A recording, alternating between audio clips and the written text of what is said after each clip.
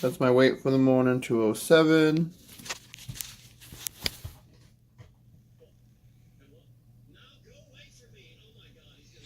And then we have 211. So, as you can see, at the closing of our first 7 days, we went from 212 to 207.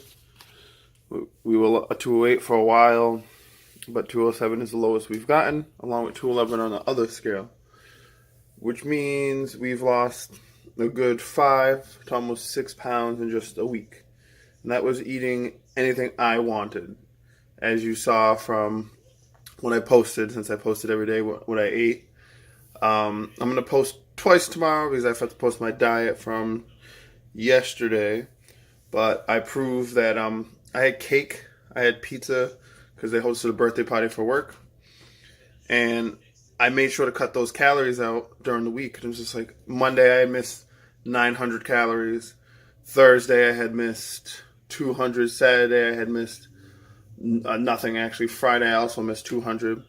That way I can use those for other things. That way I don't panic if I go over. And I did go over yesterday, but I'm not worried because what matters is the total amount of calories. So also, I still have no idea why I keep looking at the phone. It's weird to look at the mirror while filming, but whatever. I'll get back to what we're talking to later in the car, so I'll see you guys then. Peace out.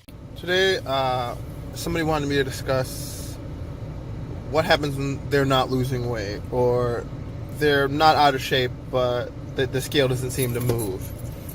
Don't look at your scale, look at your waist. Your waist will always show you the weight you're losing. For instance, if you're a male, I'm using males because I don't know women's clothing size, and you have a 44-inch waist and you lose weight even though the scale doesn't change, you might realize your pants are a lot looser. They don't fit as well. And even when you gain weight, you might notice the scale goes up and your pants still fit. Unfortunately, going down does not work the same way. So always look at your pant size and your waist size for reference. As you get skinnier, or as you get in better shape, I should say, you'll notice your pants stop fitting less. Used to wear extra larges, now you wear larges, or vice versa, or yada yada. This is the key to when you're dieting. When you're dieting, you have to understand that you're going to lose weight, but it's not going to be at the rate you want it to be. You're going to step on a scale, and for a week, it's going to say the same number. Unless you're moderately obese, like really obese, then weight will stop flying off. And you'll eventually hit that point, but you have to work really hard to hit that point. But if you are already at a point where losing weight is hard for you, once you cut your calories, it's going to take weeks for you to see stuff. Sometimes, especially when I'm trying to lose that last 5 pounds, it takes a month for me to lose 3 pounds. And that's still with cutting my calories. Just because you're going to replace some of that lost fat with muscle. Not all of it. If you lose 10 pounds of fat, you're not going to replace it with 10 pounds of muscle.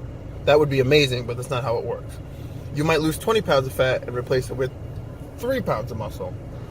But that's just how it ends up working out in the long run. So the key here is, if you're going to weigh yourself every day, which I do, don't be so anal about the number not changing. Sometimes I've weighed myself and it stayed the same number, and then one day all of a sudden, boom, I've lost 3 pounds. I didn't just lose 3 pounds overnight or magically. It was my body finally adjusted and it settled. And that's what you're looking for. Day by day, you just put in the work and you lose the weight you need to. Like today, my right pec, I think I slightly aggravated it the other day when I was doing dumbbells, which is fine. I took today off after going hard for 2 weeks without missing a day, and I'm not mad about it. It was just, I'll probably do some push-ups later, try to get some blood flowing there, do some stretches to it. But I'll still do my stretches. I'll still do a lot of movement-based stuff while I'm at home.